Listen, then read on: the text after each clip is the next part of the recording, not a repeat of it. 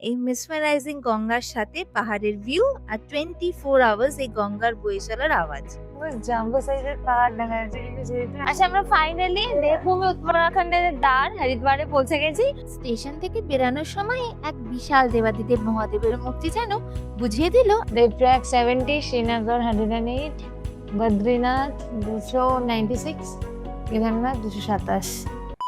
সকাল সকাল দিল্লিকে বিদায় জানিয়ে চলে এলাম দিল্লি স্টেশন।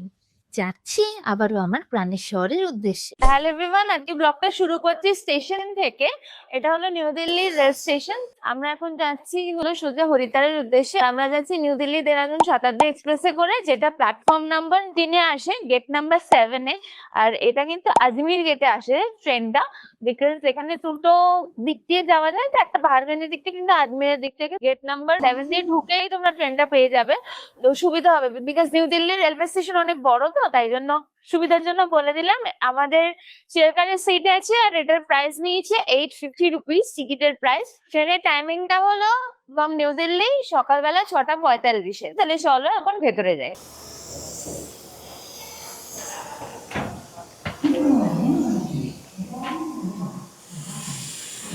এটা এখানে যেরকম নাম্বার চেয়ার থাকে, একদিকে 3টে একদিকে 2টো, সেরকম ভাবে সিটিং অ্যারেঞ্জমেন্ট করা আছে। পিট ফোর এসে 18-19, একটা উইন্ডো আর একটা সাইডে। ট্রেন একদম রাইট টাইম, এক্স্যাক্টলি 6:45 ছেড়েছে। আচ্ছা, এখন আমরা যমুনা রিভার ক্রস করছি। ভালো জল আছে বর্ষাকাল ফুটে, একটু পরিষ্কার আগে থেকে তো বেটার লাগছে। দিল্লি ছাড়ার পরই ট্রেনটা উত্তরপ্রদেশে ঢুকে যায় এবং উত্তরপ্রদেশের পরই উত্তরাখণ্ডের প্রথম স্টেশন পড়ে হরিদ্বার, যেটি আজকে আমাদের গন্তব্য। সব থেকে দিল্লি এসে শুধু গরম আর গরম, পুরো একদম ভরা মনসুনে এসছি ঠিক কথা, কিন্তু সেটা ফিল করতে পারলাম না। আমাদের চা বানানোর কিট চলে এসছে, এখানে বিস্কিট দিয়েছে, মানে দুধ চা বানানোর দুধ, আর এখানে টিকিট, সুগার আর দিয়েছে স্যাশে থাকবে সেটা আছে, তার সাথে এই যে জলের বোতল দিয়েছে। আচ্ছা, এখানে দুধ চা তো আমি বানাবো না, তো এই জন্য এই ব্যাগটাকে দিয়ে দিয়েছি, আর এই যে সুগার, জাস্ট এটা মিক্স করে চাটা বানিয়ে খেলবে। চা কিন্তু এই মেরি বিস্কিট দিয়ে না খেলে আমার ঠিক পোষায় না, তো একদম সকালের জন্য একদম পারফেক্ট। যেখানে আমাদের ব্রেকফাস্ট চলে এসছে, ব্রাউন ব্রেড দিয়েছে, বাটার স্লাইস আছে, এখানে বাটার দিয়েছে, সস দিয়েছে, আর এটাতে এগ অমলেট আছে, আর এখানে পিস আর কর্ন বয়েল করা আছে, আর এই যে একটা ম্যাঙ্গো জুস দিয়েছে, আর রিফ্রেশমেন্টের জন্য আবার এখানে পাসপাল দিয়েছে। চলো এখন খাবারটা খাওয়া যাক। আর এখানে একটা কাটলারি সেট দিয়েছে, একটা স্পুনই আছে, যেটা হলো ব্রেড, বা ব্রেডের উপর লেখা আছে no palm oil, so healthy bread. এটা ভেজে সব কিছু একই আছে, শুধুমাত্র এখানে দুটো ভেজ কাটলেট দিয়েছে, বাস বাকি সব ড্রিঙ্ক। আর দিল্লি হোক কি উত্তরপ্রদেশ, এখানকার বেশিরভাগ বাড়ির একটা স্পেশালিটি হলো পাশাপাশি দুটো বাড়ির একটাই কমন দেওয়াল হয়। একটু স্পেস থাকে না দুটো বাড়ির মাঝখানে। ছোটবেলা থেকেই ট্রেন হোক কিংবা প্লেন, উইন্ডো সিট পেলে কিন্তু জার্নির মজাটাই আলাদা হয়। আর ট্রেন হলে তো যেই না শহরের কংক্রিটের ঘরবাড়ি পেরিয়ে ট্রেনটা সবুজ মাঠঘাট চাষের জমির মাঝখান দিয়ে ছুটে চলে, আহা সেই দৃশ্য দেখা যায় না চোখে এক অদ্ভুত শান্তি এনে দেয়।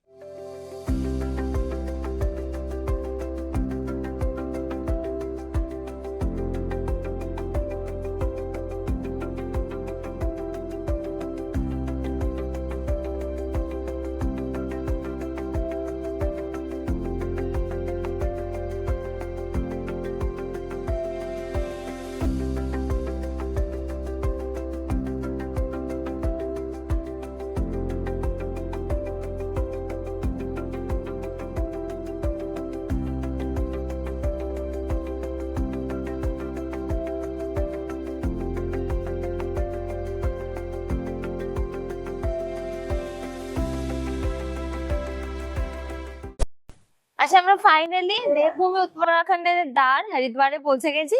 আর ট্রেন একদম পারফেক্ট টাইমে আমাদেরকে পৌঁছে দিয়েছে। চলো আমরা এখন এখান থেকে বেরাবো, এখান থেকে ডিরেক্টলি ঋষিকেশ যাবো। তো আমি ক্যাব ভাড়াটা তোমাদেরকে বলে দেবো। চলো তাহলে এখন প্ল্যাটফর্ম থেকে বেরানো যাক। হরিদ্বার স্টেশনটা বেশ অনেকটাই বড় আর উত্তরাখণ্ডের সব থেকে গুরুত্বপূর্ণ স্টেশনও বটে। আর যেহেতু শ্রাবণ মাস চলছে, পুরো ভারতবর্ষ থেকে প্রচুর পুণ্যার্থীদের ভিড় দেখা গেল স্টেশনে। স্টেশনের বাইরে বেরিয়ে প্রচুর ক্যাব, ট্যাক্সির অপশন পেয়ে যাবে তোমরা। আর সব থেকে সুন্দর জিনিস হলো পুরো স্টেশন এরিয়াটা এরকম ছোট ছোট পাহাড় দিয়ে ঘেরা। আচ্ছা, আমরা এখন হরিদ্বার স্টেশন থেকে বেরাচ্ছি, নিতে আমরা উবার দেখছিলাম, তো এটা বেশি বলছিল। আমাদের একজন দাঁড়িয়ে ছিল স্টেশনে বেরোয়, তার সাথে কথা বলে তো আমরা যেখানে থাকবো ঋষিকেশে তা পাবো না, এক্স্যাক্টলি লক্ষ্মণ ঝোলার কাছে, তো সেখানে অব্দি নিয়ে যাবে। তো ওনারা 1000 টাকা বললো, তো সেটাই ফাইনাল করে দিলাম। আর চলো তাহলে এখন বেরাই, আর ক্যাবে যেতে যেতে তোমাদেরকে হরিদ্বার শহরটা একটু দেখাই।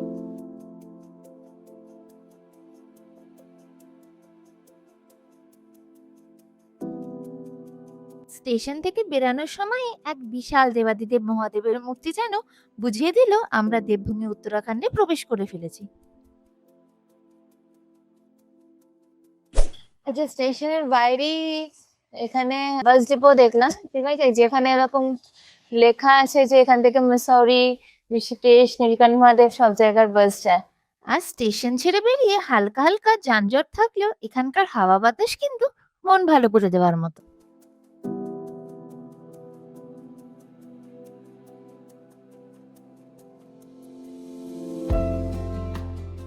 হরিদ্বার ঢোকার পর প্রথম গঙ্গা দর্শন মনে এক অদ্ভুত শান্তিও এনে দিল।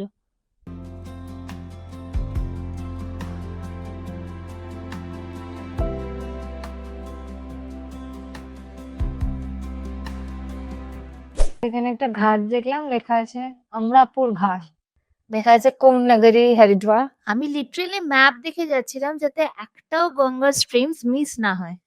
আর একটা গঙ্গারই ক্যানেল টাইপের, ওইটা এবার ক্রস করবো।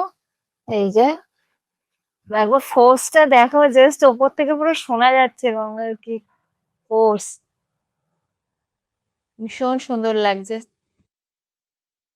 পেছন দিকে পাহাড়, মাঝখান দিয়ে মা গঙ্গা হয়েছে। আমি লাস্ট ইয়ার নভেম্বরে এসে মা গঙ্গার শান্তরূপ দেখে তো গেছি, তো এবারে ভাবলাম ভরা শ্রাবণে মা গঙ্গার রুদ্র রূপ চাক্ষুষ করব।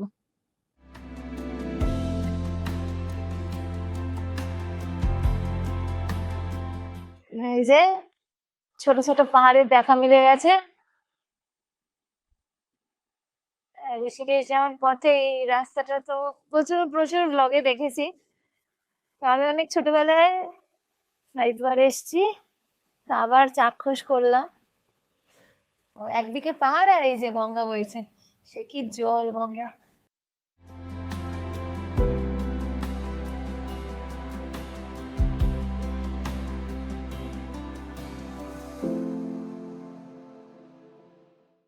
দেখো গঙ্গার জল পুরো পুরো কানায় কানায় ভর্তি, যেটাকে বলে, এটাই হলো আর কি পরে আগেই লেখা ছিল।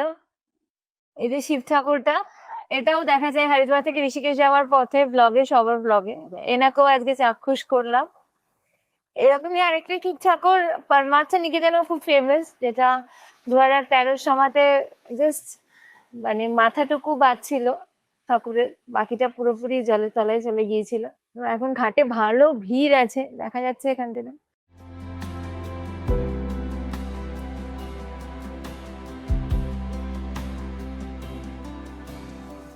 আচ্ছা, এই দেখো এখানে একটা রাজাজি ন্যাশনাল ফরেস্টের করিডোর। আর আমরা যত রাস্তা দিয়ে হরিদ্বার থেকে আস্তে আস্তে অপর দিকে ঋষিকেশের দিকে যাচ্ছি না, যত যাচ্ছি তত হাওয়াটা যেন কিরকম ঠান্ডা হচ্ছে, আর তার সাথে এত গাছ, মানে একটা ফ্রেশ, মানে প্রকৃতির একটা অদ্ভুত গন্ধ পাওয়া যায় এখানে এলে, এটা আমাদের ওখানে পাওয়া যায় না। এই গন্ধটার টানেই বারবার হয়তো ছুটে আসা। উত্তরাখণ্ডের সাথে জানি না আমার কি নিজস্ব সম্পর্ক আছে, বাট এই জায়গাটা না অন্য কোনো জায়গায় গেলে আমি শান্তিটা পাই না, যেটা আমি এইখানে এলে পাই। তাই জন্যই বারবার আসা, আগামী দিনে আবারও আসবো। নেমেই একটা অদ্ভুত হাসি চলে আসে মুখে, মানে ওটা অলক্ষেই চলে আসে, একটা অদ্ভুত খুশি, আনন্দ। গাছ আমাদের বেঁচে থাকার জন্য কতটা দরকার, গাছ প্রকৃতিকে কিভাবে সেভ করে, সেটা বোধহয় এখানে এই সমস্ত পাহাড়ি অঞ্চলে না আসলে সত্যি বোঝা যায় না। সামনে আর আশেপাশে পুরো জাম্বো সাইজের পাহাড় দেখা যাচ্ছে, কিন্তু যেহেতু এখন বর্ষাকাল, পুরো মেঘ পুরো পাহাড়ে লেগে আছে, আধা পাহাড় গুলো মেঘে ঢেকে আছে। ক্যামেরা সে ক্যাপচার করাটাও খুবই মুশকিল, বাট এখান থেকে যে বড় বড় বড় বড় পাহাড় বড়টা ভুল, পর্বত দেখা যাচ্ছে, হিমালয়ের পর্বতমালা। সেটা হলো চন্দ্রভাগা রিভার বেড।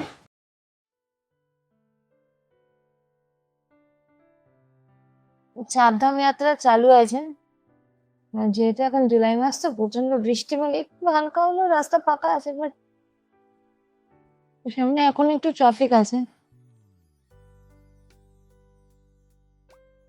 আর আমি যখন এসেছিলাম লাস্ট ইয়ার নভেম্বরে একদম শুরুতে, তখন এতটাও ভিড় ছিল না, ফাঁকাই ছিল। বাসের এত উপদ্রব ছিল না, বাস একদমই কম ছিল। যেহেতু এখন চারদিন যাত্রা চলছে, তাই জন্য বাসের আনাগোনাটা বেশি, বাস, টেম্পো ট্রাভেলার এগুলো। আর এই রাস্তা ধরেই যে বাসগুলো দেবপ্রয়াগ, কেদারনাথ, বদ্রীনাথ যায় সেগুলো যাচ্ছে। বাইরে ফোটা ফোটা বৃষ্টি পড়ছে, আবার রেনকোট তো সাথে আনিনি, রেনকোটটা কিনতে হবে। আমি হোটেলে পৌঁছাই, ফ্রেশ হয়ে তারপর দেখা যাবে কি করবো। পাহাড়ে আঁকা বাঁকা পথ দিয়ে উপরে উঠতে কিন্তু দারুণ লাগে। উত্তরাখণ্ডে আসার মেন কারণই হলো গঙ্গা। যদি আমাদের কলকাতাতেও গঙ্গা আছে, কিন্তু এই পাহাড়ের উপর দিয়ে গঙ্গার বয়ে যাওয়া, সেটার ফোর্স এটা আলাদাই, মানে একটা স্পিরিচুয়াল ভাবনা অটোমেটিক্যালি চলে আসে। Welcome to visit Devbhoomi Uttarakhand. Devprayag 70, Srinagar 108, Badrinath 296, Kedarnath 227। এই যে এদিকটা চলে গেলে এই রাস্তাটা বদ্রীনাথের দিকে চলে যাচ্ছে, গঙ্গোত্রী যমুনোত্রী যাচ্ছে এইদিকে, তো আমরা কেদারনাথের দিকে যাচ্ছি।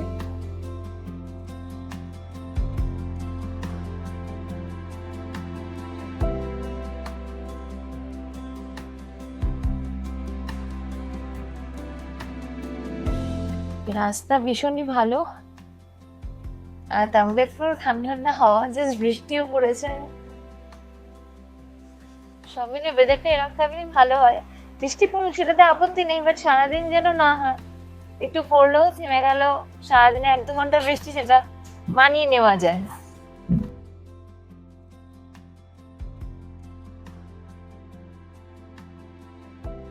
একবার দেখো মেঘগুলোকে, কত সুন্দর পাহাড়ের গায়ে পেঁজা তুলোর মতো আটকে, যেন পাহাড়ের সৌন্দর্যতাটাকে আরো বাড়িয়ে দিয়েছে।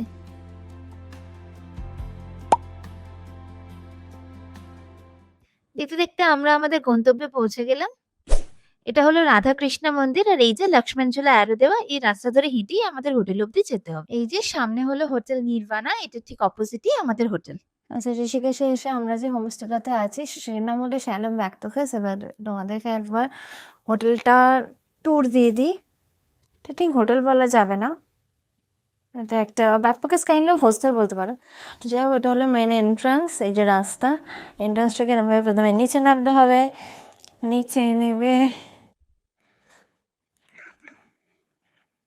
এটা নিচে অনেক রুম আছে, নিচে আই থিঙ্ক আরো 4টে তলা আছে। ঠিক আছে, এখান দিয়ে সোজা গিয়ে এখানটায় হলো রিসেপশন।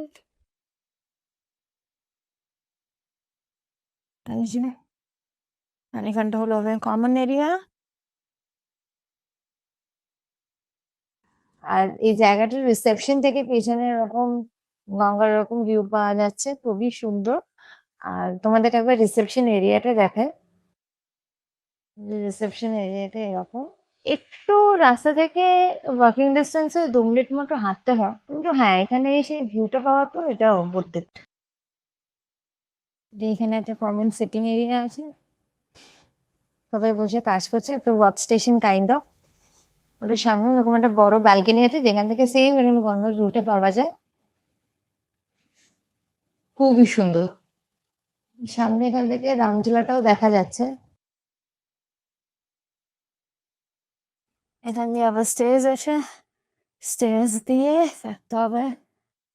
আর এই যে এইটা হলো আমাদের রুম, কিং সাইজের একটা বেড, সামনে বিশাল বড় একটা মিরর, বাথরুমটা পুরো নিট অ্যান্ড ক্লিন। আর এই যে এখানে গিজার লাগানো, আর এদিকে আছে বেসিন। আর যেটা সব থেকে ইম্পর্টেন্ট, টানটানান! এই মেসমেরাইজিং গঙ্গার সাথে পাহাড়ের ভিউ আর 24 আওয়ার্স এই গঙ্গার বয়ে চলার আওয়াজ।